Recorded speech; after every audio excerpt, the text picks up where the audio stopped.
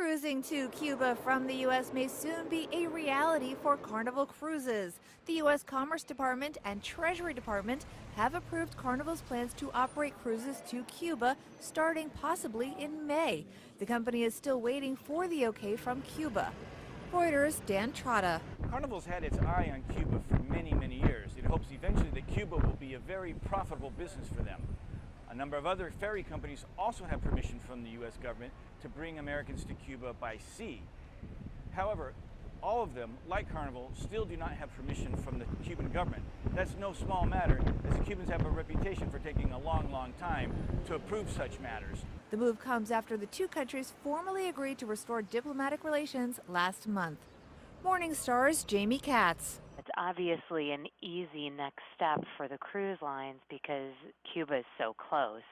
And there's so much interest in Americans in traveling to a place that has really been prohibited for the last 50 years.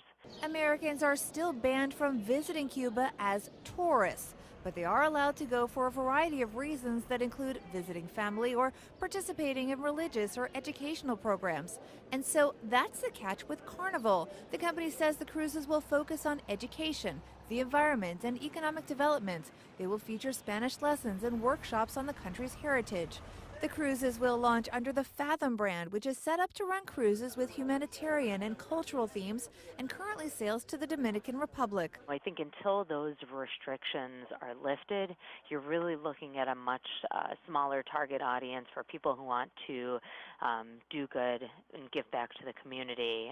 But I think once some of those restrictions are repealed, you have a much larger and wider target audience, and Carnival may be setting themselves up to sort of be the first mover to build that brand goodwill with Cubans out of the U.S. Cruise operators. Prices will start at just under $3,000 per person, excluding taxes and fees.